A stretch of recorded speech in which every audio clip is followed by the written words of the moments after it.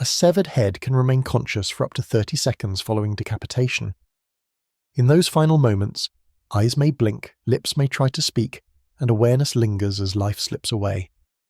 For Anne Boleyn, the second wife of Henry VIII and one of history's most well-known beheaded queens, this horrifying reality was only one part of her execution, an event often sanitized in historical accounts. The truth of Anne's final moments is far more disturbing, revealing a calculated psychological torture that goes beyond the simple swing of a sword.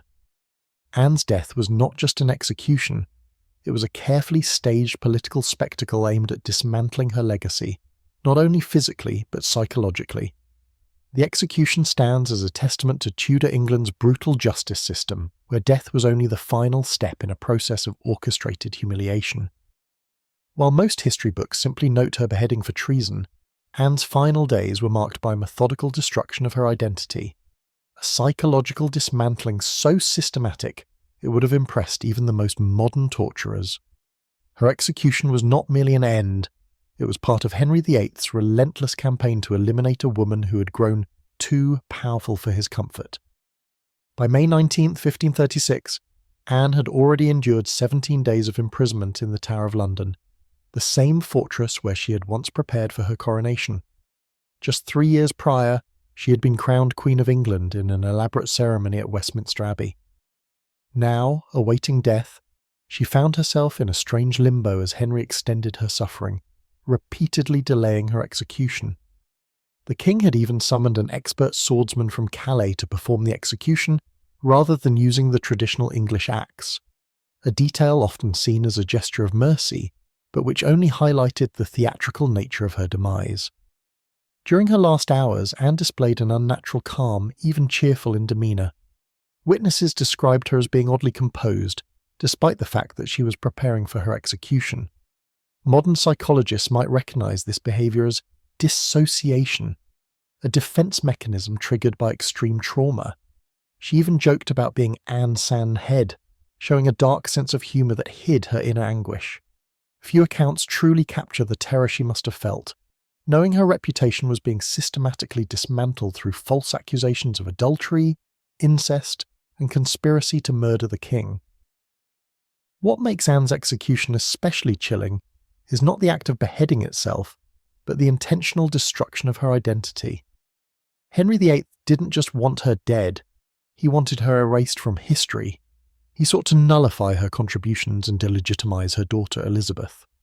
This execution was the final act of a character assassination campaign designed to justify to the English people why their once-loved queen deserved such a fate. In the days leading up to her death, Anne was forced to listen to lurid, fabricated tales about her supposed sexual misconduct, accusations so outrageous they would have been dismissed by any modern court. On the morning of May 19th, the sky was unusually bright, a stark contrast to the darkness of the events about to unfold. Anne spent her final night in prayer, though sleep eluded her. Records show she requested the sacrament at 2 a.m, kneeling for hours in desperate communion. By dawn, she had been awake for nearly 24 hours, her mind likely broken by the stress and exhaustion. When the tower lieutenant came to fetch her, she was reportedly laughing with her ladies.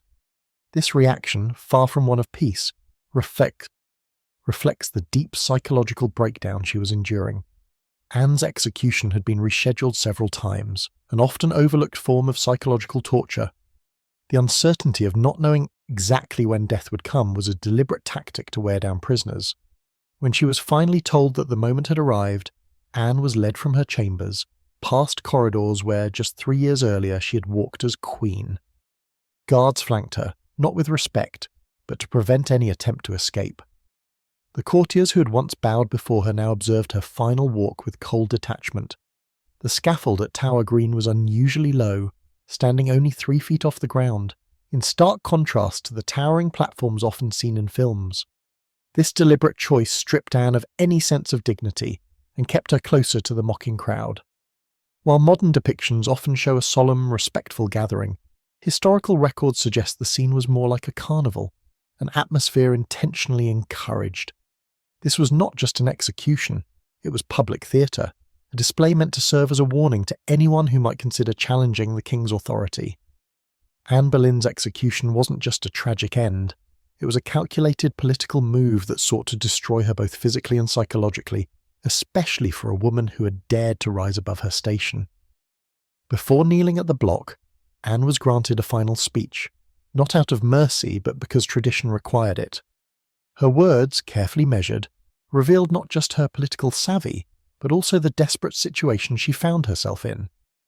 "Good Christian people, I am come hither to die, for according to the law and by the law I am judged to die, and therefore I will speak nothing against it."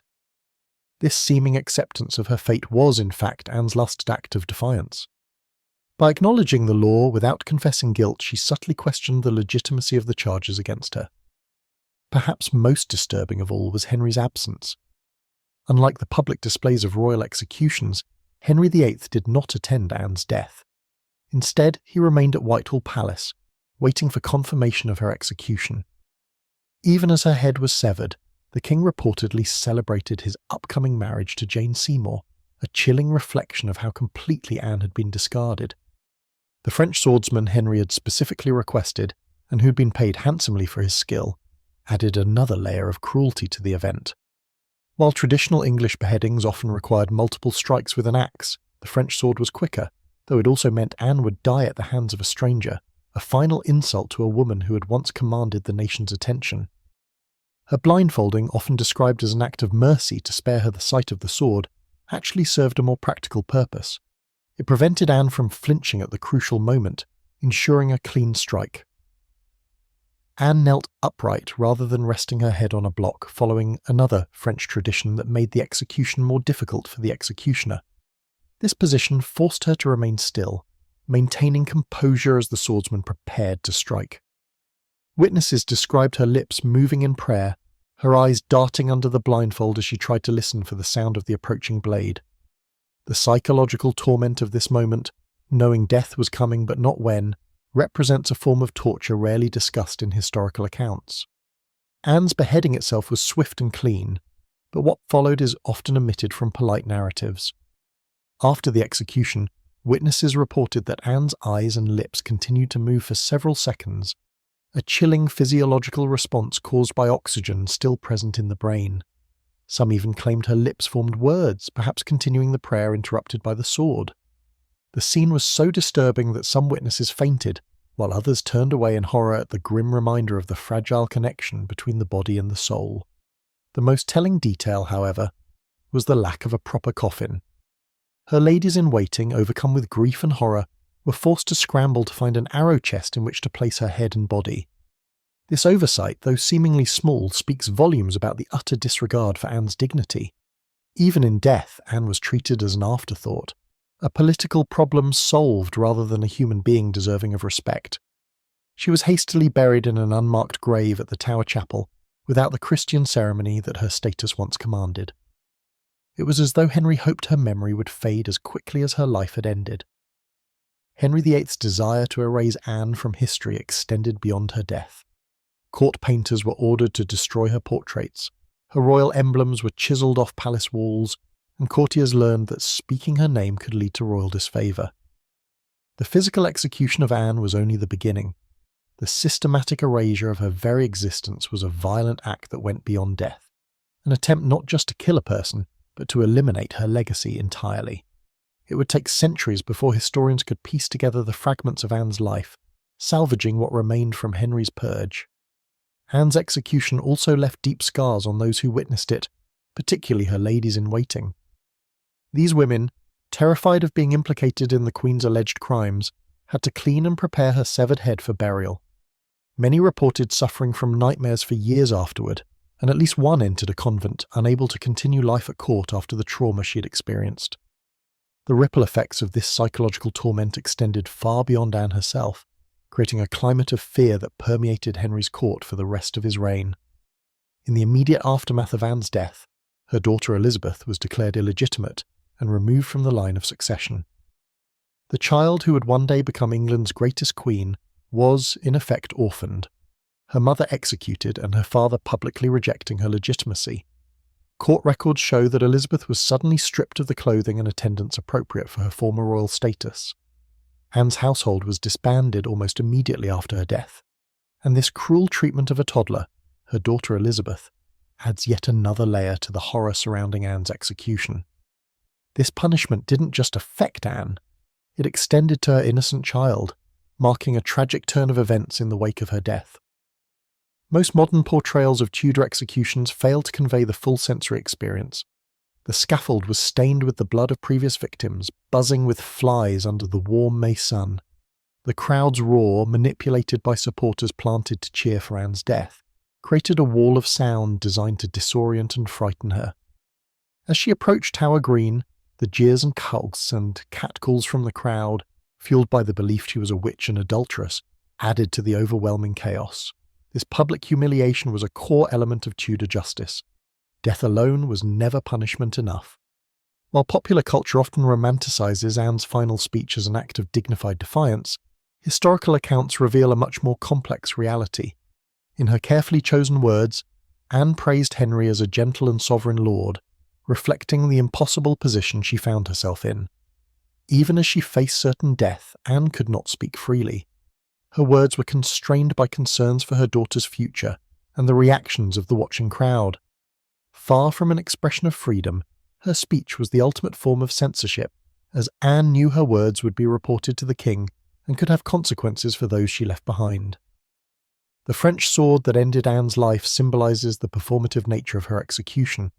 Henry spared no expense to make her death a spectacle worthy of a queen's downfall. The executioner, reportedly practicing on animals beforehand, was determined to achieve a clean strike, earning him a substantial fee. This cold professionalism, the reduction of Anne's death to a technical challenge, exemplified the dehumanization inherent in state-sponsored executions. Anne was not just killed, she was processed through a system designed to turn her suffering into political messaging.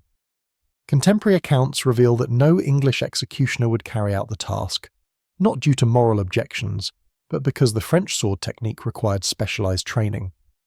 The sword, razor-sharp and weighted differently from an English axe, was designed for a swift horizontal cut, contrasting with the downward chop of an axe. This choice further emphasized the theatrical nature of Anne's execution. Every detail, even her method of death, was carefully selected for maximum impact, ensuring the spectacle would proceed without the complications of a botched beheading. After the sword fell, witness Thomas Wyatt, imprisoned in the Tower and forced to witness Anne's execution, wrote about the little throat that had once been adorned with jewels. His poetic lament highlights the grotesque transformation of Anne, from a queen who once commanded attention to a lifeless, objectified corpse. The severed head was swiftly wrapped in linen by her weeping ladies, though not before the executioner held it aloft by the hair, a traditional gesture meant to show the crowd that the sentence had been completed.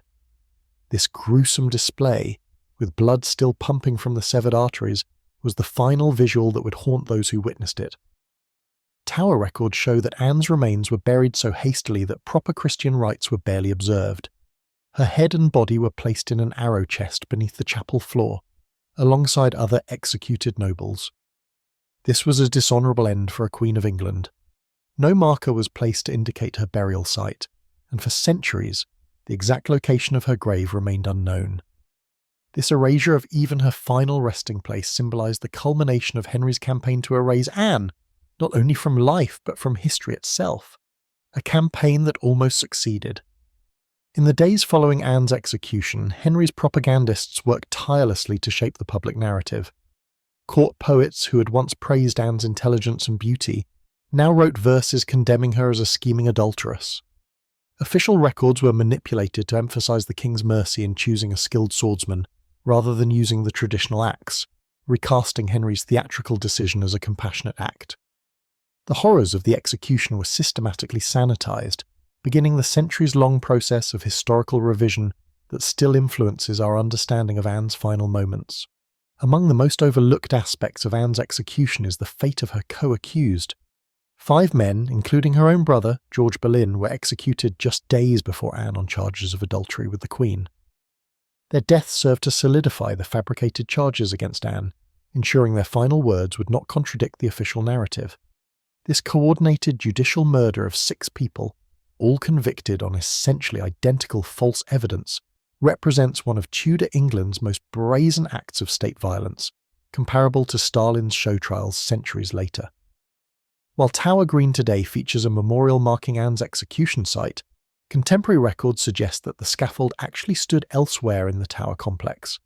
This geographical confusion symbolises how Anne's death has been repeatedly reframed and relocated, both physically and historically, to suit different narratives.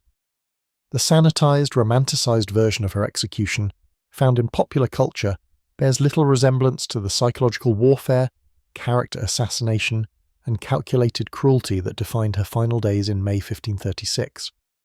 The true horror of Anne Boleyn's execution is not just in the physical act of beheading, but in understanding that it was the culmination of a systematic campaign to destroy a woman who had risen too high for Tudor society's comfort. She wasn't merely executed, she was systematically dismantled, her reputation destroyed, her achievements erased, her very existence nearly wiped from history. When we consider the full context of her final days, the psychological torture, the public humiliation, the staged nature of her execution, and the attempt to erase her memory, we confront a horror far deeper than the swift stroke of the French sword. From a modern psychological standpoint, Anne's execution is a chilling case study in state-sanctioned gaslighting and public character assassination. The charges against her, ranging from adultery with multiple men, including her own brother, to conspiring to poison the king, were so outlandish that they would never stand in any modern court. Yet, through manipulation of public opinion, the strategic use of torture to extract confessions from her co-accused, and the control of all official narratives, Henry's government successfully convinced many that Anne deserved her fate. This manipulation of reality is perhaps the most disturbing aspect of her execution. 5 centuries later, Anne Boleyn's execution continues to fascinate because it represents the intersection of personal tragedy and political calculation. Her death wasn't merely the end of a life, but a carefully crafted performance designed to justify a king's actions and reshape historical memory. The true horror lies not in the moment the sword fell, but in recognizing how completely power can rewrite reality, a lesson that still resonates today in an era of information manipulation and character assassination. Anne's final tragedy may be that, despite Henry's best efforts to erase her, her death, rather than her life, became her most enduring legacy. In understanding the full horror of Anne Boleyn's execution, we are confronted with uncomfortable truths about power, gender, and how historical narratives are constructed. The sanitized version of her death, a doomed queen meeting a swift, dignified end, obscures the systematic abuse of power that her case represents. By examining the psychological dimensions of her execution, the calculated torments, the public humiliation, the destruction of her reputation, and the attempted erasure of her memory, we gain insight not just into Tudor justice but into how authority maintains itself through control of both bodies and narratives. In Anne's severed head, we find a chilling warning about the fragility of truth when confronted with absolute power.